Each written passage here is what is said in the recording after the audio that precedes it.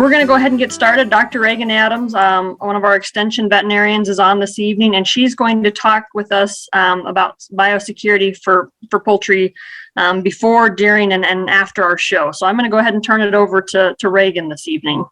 Certainly. Thank you, Christine. Hey, can you guys hear me? I hear that you had a little trouble with the volume before. Can I get some thumbs up or something?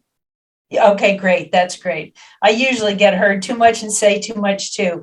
Okay, so I am a veterinarian with Extension. I work primarily not on individual animals, but big community animal problems. And of course, infectious disease outbreaks has kept me very busy in the last few weeks. And so I'm really excited to be able to talk to you guys about it. I'm going to try to share my screen. Let's see if that works. Let me see.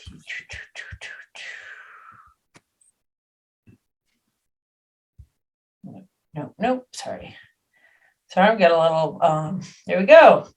How's that look, Christine? Super, okie doke. So we're going to talk about biosecurity practices before, during, and after the fair. I want to start off by thanking Casey and Brenda Kahn for providing some pictures of Casey's voyage. It's showing poultry. Thought that might be local nice and you might recognize them. Brenda has been a big supporter of biosecurity practices, and so I just really wanted to show them off today. I think everybody appreciates that your project has been fun, but it's been a lot of hard work. So, and the fair is usually the icing on the cake because it's so much fun and we want to keep it that way. However, fair can also is very serious because when you're taking your animals to a strange place, whether it's pigs or it's poultry, they get a little nervous. They'll do things a little stupid, just like you and I will. And also when you take them to a fair, you're what we call co-mingling them or mingling them with animals or poultry from other operations, from other farms, from other places. And there's a greater chance that you may spread disease, and I think you understand this. Anybody who's been to school knows that about 3 or 4 weeks after school starts, it seems like everybody gets a cold because they've been off doing other things all summer. And about 3 or 4 weeks in, certainly if you're a mother, you realize your kids are going to start sneezing, and the next thing you know, they're going to be getting sick and not going to school and staying home from school. So whenever you commingle people from different locations, there is a possibility that they will bring with them pathogens or bugs, as we often call it, that will cause both human disease and then animal disease. So how do animals or humans get infectious disease? Infectious disease is carried by viruses or viruses, bacteria, spread by maybe insects. And the animals or people can either get the infectious disease by what we call direct contact. And we see up here some of these white pelicans from the pond near where I live, and they're just trying to see how many pelicans they can get on that log. So they're getting tighter and tighter. They're probably spitting on each other and rubbing their poop up against each other. And they could easily be spreading disease if one of them had it. That would be direct contact. Otherwise, the other way to transmit disease is through indirect contact. And that's when the bugs, the viruses, the bacteria, the pathogens hitch a ride on your clothes or on hands or on boots or equipment. And so you're working with one chicken, and the next thing you know is you go over to another chicken, start working with them, and you are the carrier of that pathogen that then gives the animal its infectious disease. So those are the two ways that infectious disease occur or are transmitted to our animals. So we base the things we do on stopping that. So your fairs are a place where we all know a whole lot of people come together for fun, a whole lot of people people that don't know each other mix and mingle.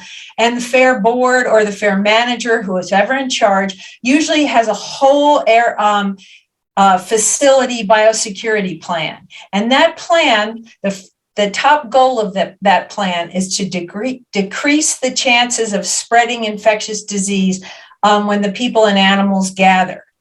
The biosecurity practices are the measures that are taken to prevent the introduction of disease into those animals or people differing from different locations. And there's a partnership. You should always look at it as a partnership between the, say, facility manager who makes the rules and then the fair exhibitors who follows them, to that we are all trying to practice these biosecurity plans to keep the animals and the people safe. And a lot of times people get a little mad about the rules, but the rules are there in case you forget to do those practices yourself and to make sure that everybody, both animals and people, are safe. Now, the basic practices of a biosecurity plan are pretty simple, and they follow the rules of what we know about how we stop transmission of disease by either direct way or indirect way.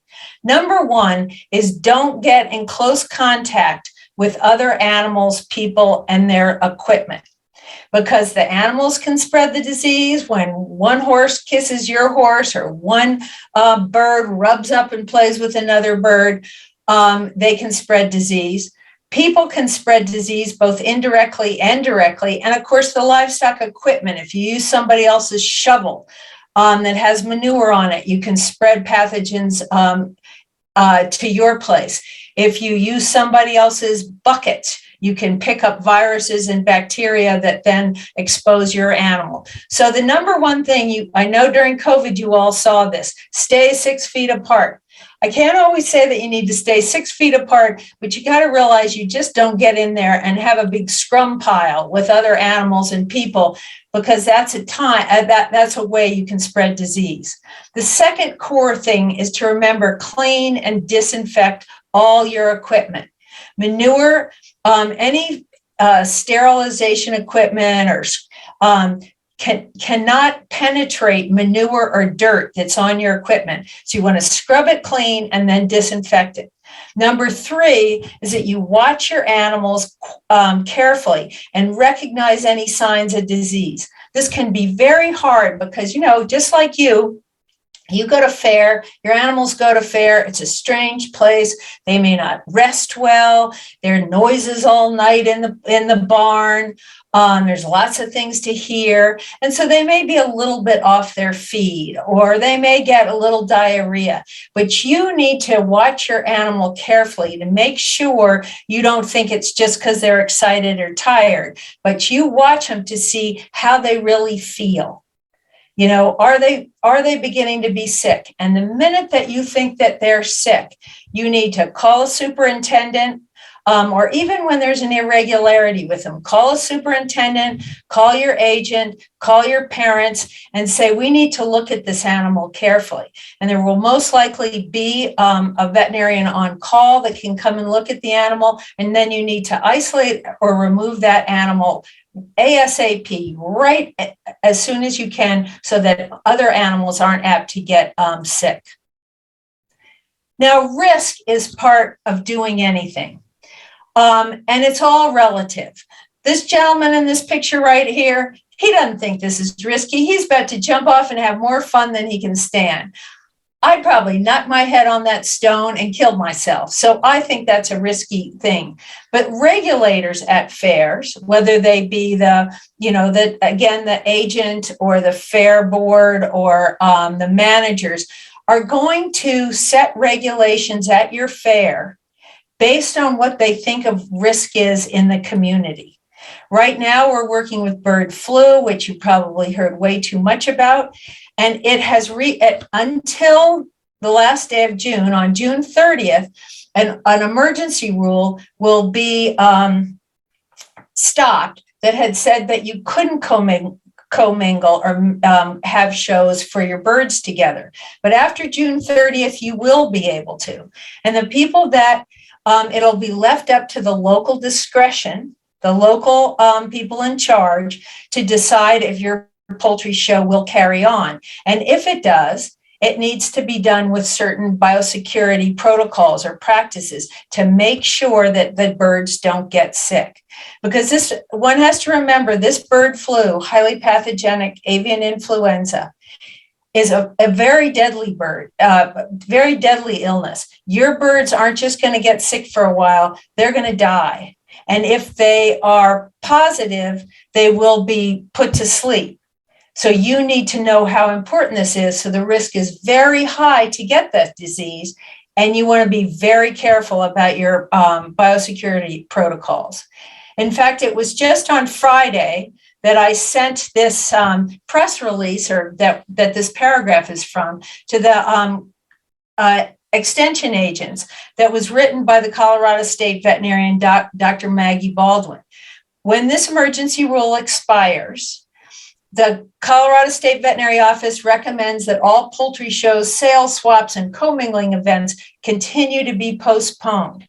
You have to remember, HPAI is not just a local disease that comes through and everybody gets better in 2 weeks. It has affected more than 40 million domestic birds nationwide, and 3.5 million chickens have died in Colorado alone. So if your county decides to have a fair, everybody has to practice their best biosecurity measures, or potentially consider not going. But it's serious stuff because the risk is high. Now, we're going to go over some general fair biosecurity plans for exhibitors that cover those 4 things that I talked about that cause the transmission of a pathogen to cause an infectious disease. And we're dividing them into 3 sections: what you do before you go to the fair, what you do during the fair, and what you do after the fair. So here's Kelsey again. She's given her birds a bath, and because it was a little cool probably in her house, she's got that hair dryer on low and she's drying them off. So this is illustrating the first and one of the most important things or biosecurity practices before the fair. And that is, don't bring disease, so bring only healthy animals. Don't ever think, oh, my animal's off feed right now, but I think I'll take them to the fair anyhow, and then they'll feel better. If they're not right before they leave the barn, you leave them at home. And when risk is high for disease, the regulators will instigate certain practices, like getting a veterinary health certificate, or having veterinarians look at your animals before you go through the gates, or having negative tests. And those are all things that they will institute as they think the risk is higher for disease. But right here, Kelsey, she's just cleaned. She's just given her birds a bath and making sure that they're healthy. Then you go into your cleaning routine. Clean all the animals before you go. Clean your feed and water buckets. Clean your boots. Have your clothes washed. Clean your grooming equipment. Clean forks and shovels. Even take your truck and your trailer and hose that out, because you don't want to bring any disease from your house to the fair. During the fair, stage 2, you don't want to spread disease. So again, as I emphasized before, you want to check your animals daily, multiple times a day, to make sure that they're not feeling punky. You want to limit your animals connecting, or your birds connecting with other birds. I know it's fun to have them play and everything, but really that's not a great idea. And you can stand, several feet apart and look at other people's animals. You also want to limit holding each other's birds and playing with each other's birds, because then the viruses and bacteria can get on your clothes, and you can potentially get your birds sick. Don't share equipment. Bring your own equipment. It's cleaned well. Use it just in your own stalls and with your own animals and birds. Keep the feed in a tight container, because you don't want to attract rodents and rats that come in there, poop in the feed, spread viruses and bacteria in their poop, and then make your animals sick. You want to clean up after your animals, and that's my polite way of saying remove all the manure. Make sure, in the case of birds, that the cages are clean, they've got fresh bedding all the time, and wash your hands often. Wash them again and again and again. Before you eat, after you've handled other people's animals, after you've handled your animals, before you shake a judge's hands, wash your hands well with soap and water, just like we've learned to do with COVID. And the other really important thing people forget, sometimes if you stay at a fair and then you go home at night, you forget to change your clothes, your hat, your shoes that you used at the fair before you go home and do other chores with your other animals at home. But just walking through the fairgrounds, handling animals, you could easily pick up other viruses and bacteria that might infect your animals at home. And you sure don't want to do that. I got a question here for you guys, and this is a picture I scammed off the internet. I hope I have some 4-Hers on the phone. On the call. I don't have all their pictures, but if all these horses came from different farms, is it okay for them to drink from the same water trough? And Christine or Andrea or somebody, can you pick if anybody puts up their hand, or I don't have everybody on a picture. Who's going to answer that question for me? Is it okay to let everybody drink out of the same water trough? No. Thank you. And why not? Because they might have a disease and they might give it to each other. That's right. That used to be when I was doing fairs as a kid, we used to love to let our animals all drink out of the same water trough because we didn't know any better and nobody told us any better. You'd sit around and have them all drinking out of the same trough and laughing and splashing and all that stuff. But that is not what you want to do. So your name is R. Snyder. What's your first name? My name's Heather Snyder. Oh, well. Oh, I see. That must be your mom's. Well, thank you very much for answering that, because that's an important thing to do, and a lot of people don't know that. So now we're moving on to after the fair. So your goal after the fair is not to bring disease home. We didn't want to bring it to the fair. We didn't want to spread it at the fair. We don't want to bring it home from the fair. So a really good thing to do is when you're packing up from the fair is to wash and disinfect your equipment before you even put it in your truck. So you get at least some of the bugs you could have picked up. I got this picture here. This was from Kelsey too, of the shavings, and sometimes if it was a large animal or something, you might have hay. You don't want to bring home any feed or hay or bedding that's been at a fair. I know it. If you're a tightwad like I am, it breaks your heart, but just throw it in the trash can and don't bring it home, because there's too great a chance that you could bring bacteria and viruses back with it and disease. And then also it's nice to hose your animals off and make sure that they're not carrying any parasites or on their coats and stuff before you even leave the fairgrounds. Once you get home, and this is something that really can be hard for families, but I can't emphasize it enough. Keep your animals that go to the fair or go to shows isolated from your home flock for 3 to 4 weeks.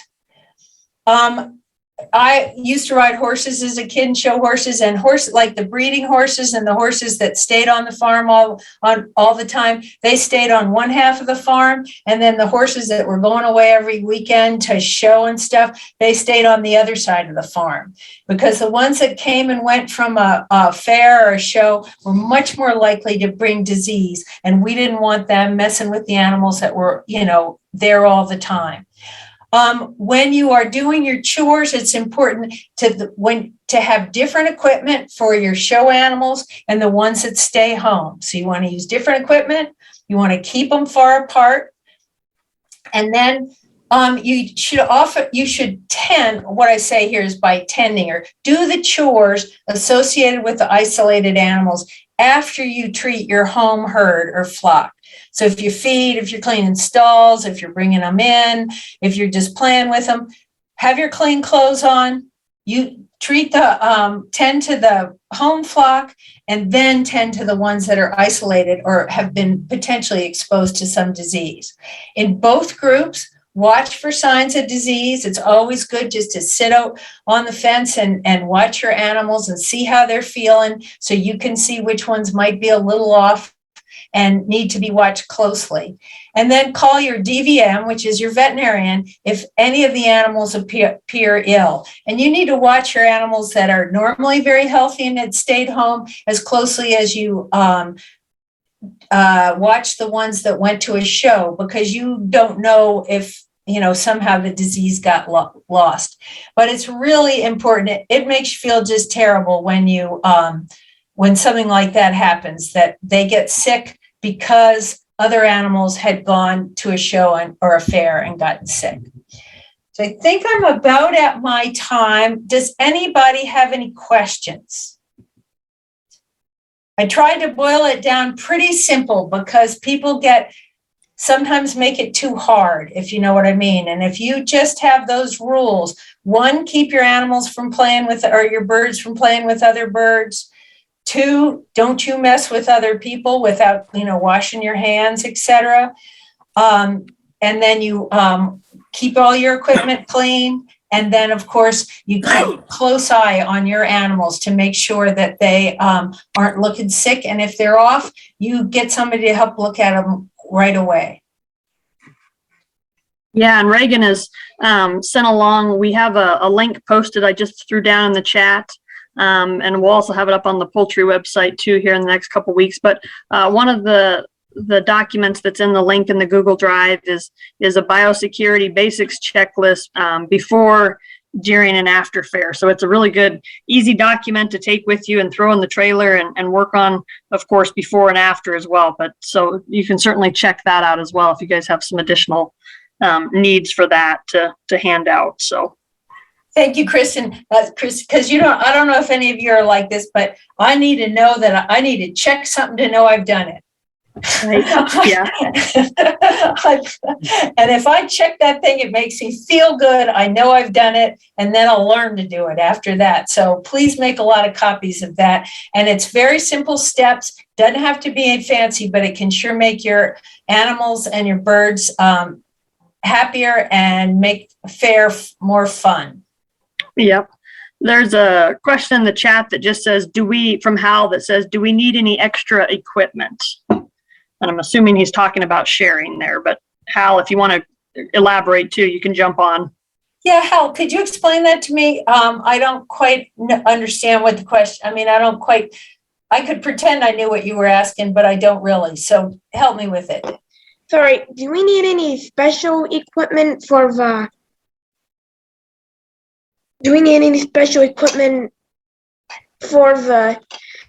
biosecurity?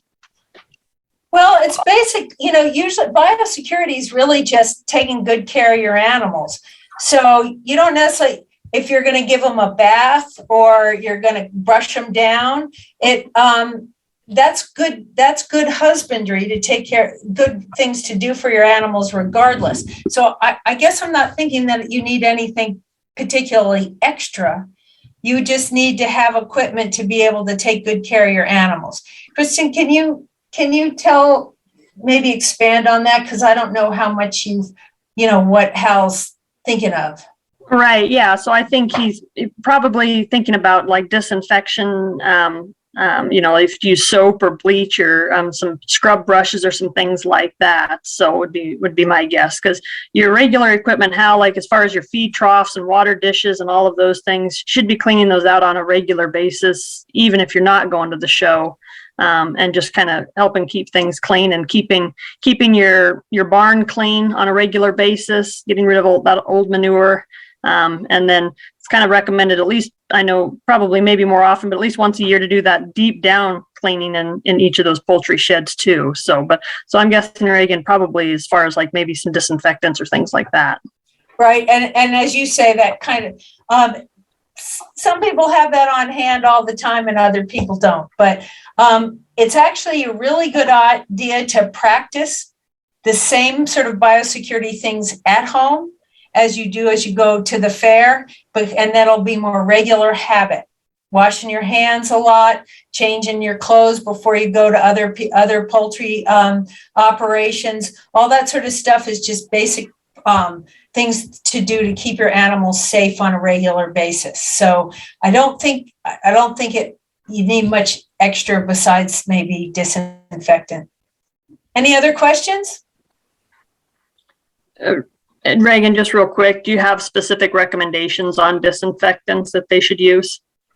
You know, the bleach usually is just the best. And that's probably underneath your mother's, your kitchen sink, I suspect. That's why it didn't occur to me that it was anything special. But what's the most important thing to do is to make sure that you make up the disinfectants, because it's usually in a concentrated form, that you follow the directions so that you don't make your birds sick by putting too much. Sometimes you can have too much of a good thing. So you want to mix it up by the directions that are found based on what kind of virus or pathogen or bacteria that you think that you're cleaning out. So we're going to jump onto a showmanship preparing for the show video. Clemson University has an excellent video out there. So we didn't really want to recreate the wheel when they already had great material. So we're going to share that video, and then we've got a little bit of a showmanship video as well. And then we're going to have another one of our speakers talk about some things related to show and some of those.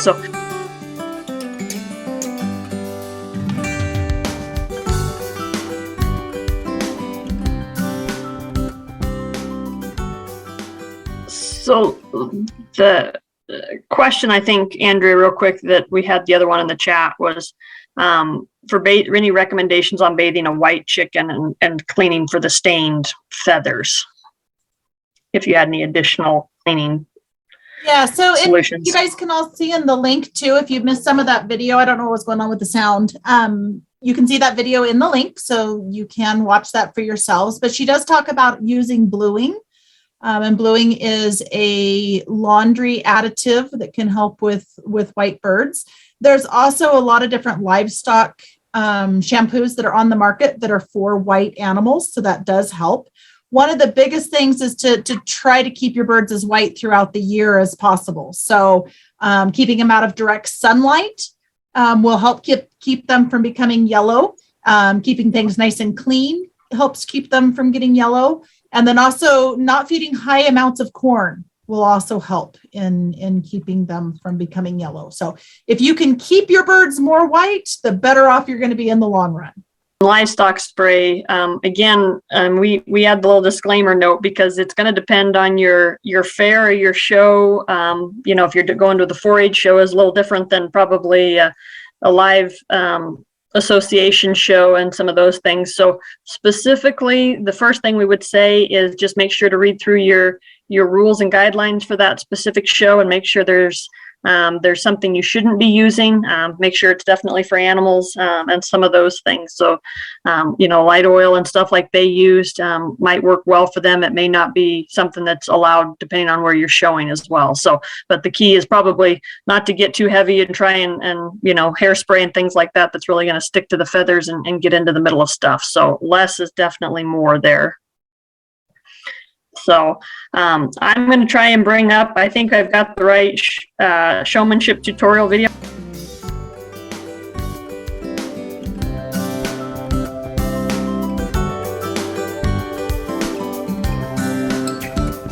So one of the things I'll just bring up real quick when we're talking about showmanship, the examples that we're using tonight in these videos are just ones that we've selected on a general basis.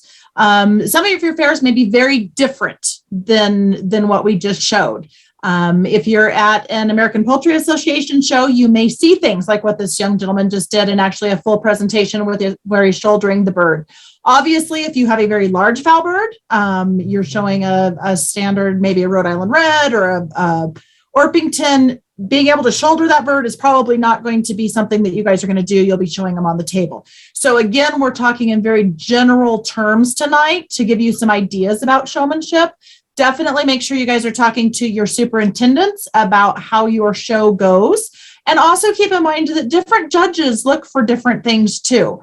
While you may have a judge that is an APA certified judge or licensed judge, Other times you may be dealing with somebody that's just very knowledgeable in birds, and it may not be an APA show, and they may be doing things differently. But overall knowledge and showmanship is something that you guys want to be looking for. Leighton, I see that you have your hand raised. Do you have a question? Yeah, how would you do all that with a turkey, like their tail feathers and stuff like that?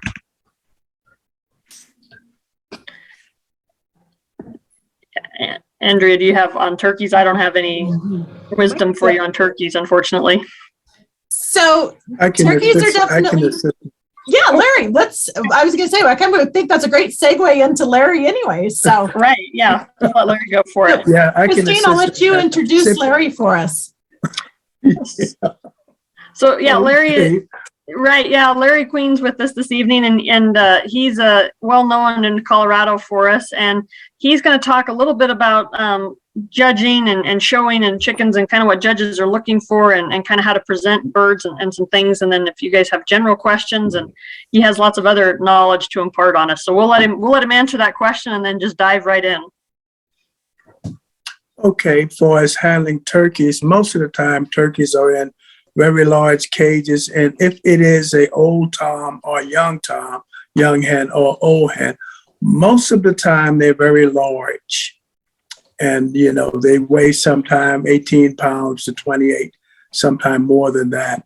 So what I generally do for the exhibitor is have the exhibitor, most of the time they may have a turkey rod where they can poke him a little bit and he'll come out of the cage. At that particular time, I would have the exhibitor stand beside me. And as I demonstrate, I will hold the bird most of the time because it would be difficult for them to spread the wings, hold the bird in place, because turkeys are very jittery with other animals around, and them demonstrate the different parts of the bird. That's how I would basically handle it. Now, for as the maintenance of the bird in turkeys, I would encourage any exhibitor who's going to show birds not to wait for fair time to start conditioning your birds. You basically can wash your birds anytime you so desire, whenever you have the time. That's called conditioning, and you can stay ahead of the 8-ball with white birds with the bluing, simply because with the intense sun and letting them sometimes out, sun coming through a window or wherever you are, you know, the wings or the hackles can yellow a little bit. So conditioning for the one who's very passionate about doing this, conditioning is an ongoing process. So back to the turkey before the young lady, I hope I answered her question. That's how we generally handle it. As a judge, I will always consider the exhibitor and how much time they have spent with their bird. I can always tell if they spent enough time with their bird by walking him sometimes. That way he won't be so jittery. I hope I answered the question on the turkey.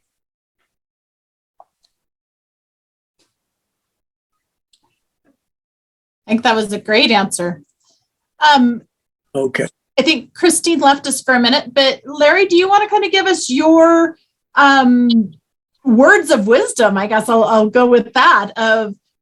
From a judge's standpoint, what else are you looking for from our showmanship kids? What do you expect to see? What are some pointers for them as they get into this fair season? Okay, well, how well they manage their animal, and I can generally tell if you've spent some time with your bird, as far as the maintenance, the cleanliness of it, the conditioning of the bird, far as if there's broken feathers. I know that this is when everything is molting now, but sometimes during the county fair season, I really don't expect a bird to be in feather, that's what we would call it, during the autumn and the winter months, because they're in feather and show quality. But during this time of the year, there's broken feathers. I would suggest that you pull those out. For as the nails, that you clip those, the beaks, that you clip them, and that, you make sure that your bird doesn't have any mites or anything else. And for sickness, it's easy to get it ready for this time of the year when you stay on top of it. That's one of the things. So as I mentioned earlier, you don't have to wait until fair season to start washing the bird. Now, far as the example that was shown with the little bantam leghorn, that will not actually work for large fowl because I have chanticleers and they're pretty big. So I would suggest, if you can find tubs, and far as these birds, that you will settle them in soapy water first before you start doing anything. Let them become comfortable being in the water and everything else first, and then it will be easier. Now, it's going to actually take, for large fowl, it's going to take more than just one person. You'll need a couple, at least when you're going to do this, especially if they're pretty cagey. But most of the American breeds are pretty docile for as letting you do that. The only ones that I've found to be a little flighty would be leghorns, the Mediterranean breeds. They're kind of hard to get in one spot. They fly. They can actually fly. And the last thing you would want is for a bird to fly out of your arms because you'll have to wait a long time to get him back. So that's one of the recommendations for as show preps. And back to the turkey thing, because I'm kind of interested in that, simply because to even bathe a turkey, I would suggest that, it'd be very large to take him and put him in a tub. They're very big. Large tarms are very big.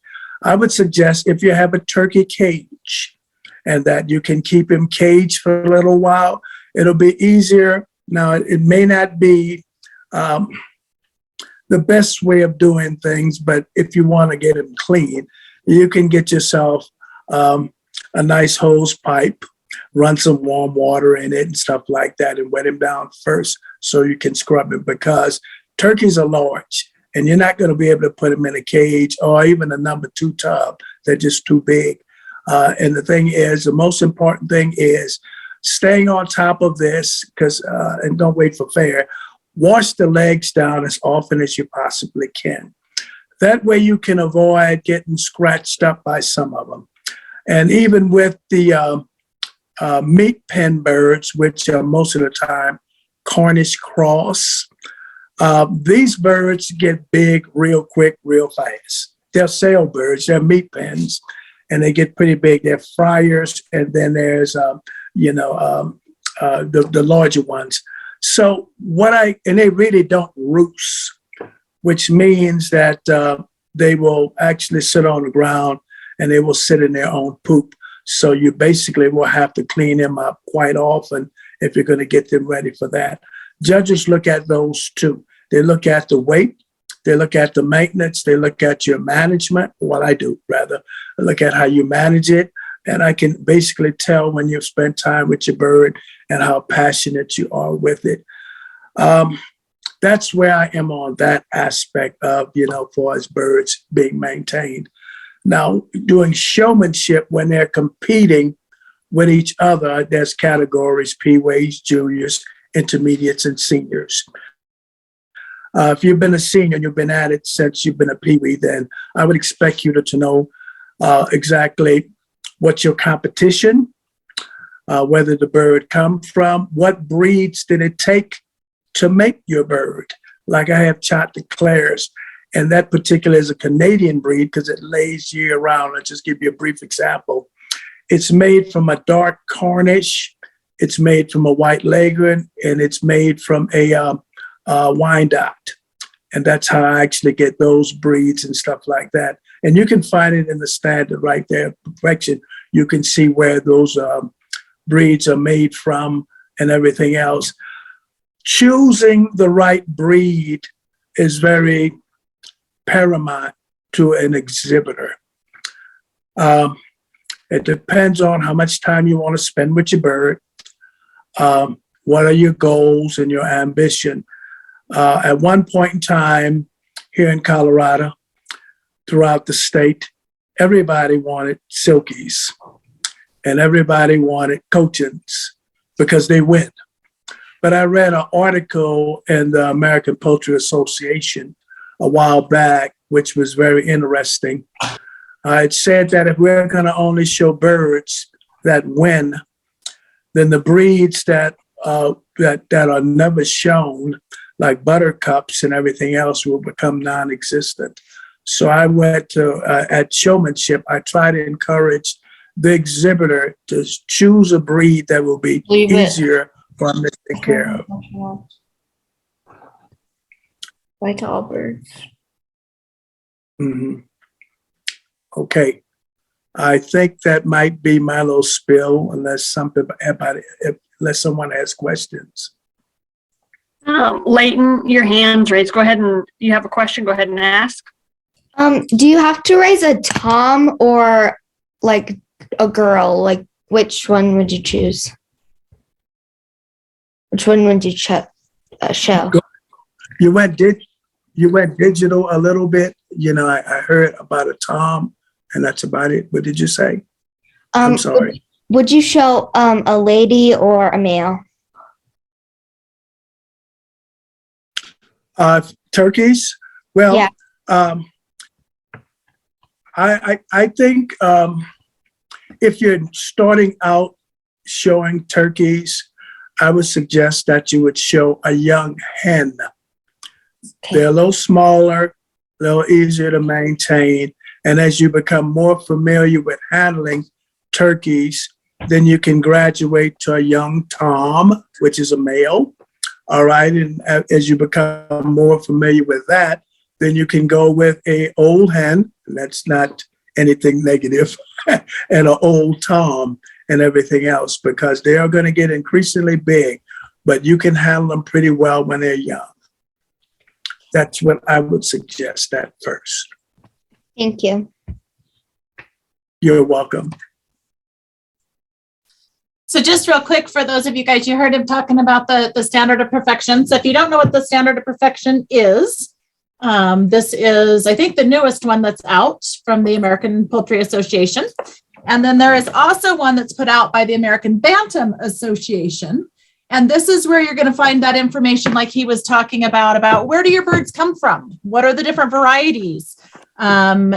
I know that because I got a chance to judge under Larry at a show that they did adult showmanship in, and he really caught me on knowing when the first poultry show was in the United States and questions like that. So as senior members, knowing some of that information and studying your standards of perfection are definitely going to be a big bonus for you guys going into showmanship.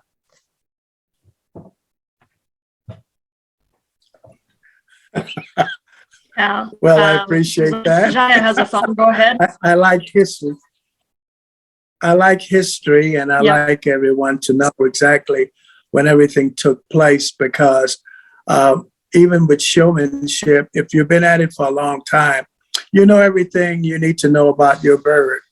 But I added a new twist this year. I want you to know about your competition, whoever you're competing in, whatever class that you're in. What's that bird? When was that bird entered into the standard of perfection? Know what your competition is, because there's different breeds and they're competing against each other. So that's what I started adding. And I also started adding what birds compose of what to make what, because a lot of these birds they all came from original jungle fowl at one point in time. But I'm saying, like a monarcha, where did that bird actually come from? What breeds did it take to make that?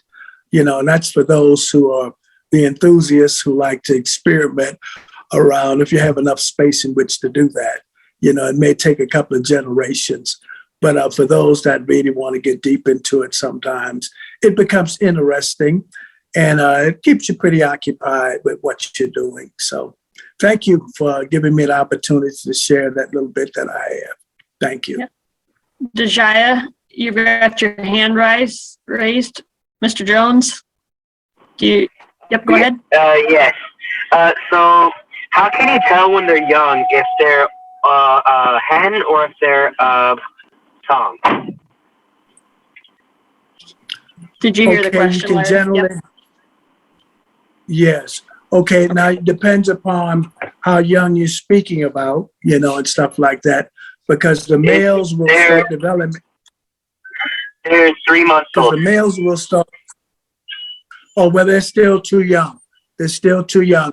Around 6 months, you will start noticing, a little feather, and I'll let you look it up. It's a little feather that is right on the crop, the chest. You'll see a little feather, and you'll know you'll have a tom at that time. Right. Where's your prime age for those showbirds?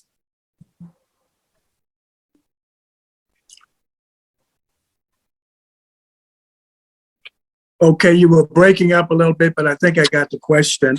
So it would be a pullet. I would say a pullet between 7 and 9 months old. 7 and 9 months old, a pullet under a year. They can start laying eggs around there. So I would say that's the prime breeding age for young pullets. I wouldn't try to breed them And before then- then because they're not finished. Yeah. Did you hear me? Okay. Did I come And then through okay? All right. Yep. Yeah, you did, Larry. We heard it. Yeah. And then Clara has a question, Larry, that says, I've been working with a hen, but she still talks a lot when I show her. Any way I can keep her quieter? She gets all dramatic and likes to talk about it. So any methods to keep her not as talkative? Okay. Okay. Which breed is she? What kind of breed? What breed and variety is it? If she can tell Do me. you want to what breed it unmute and is. tell Larry what breed?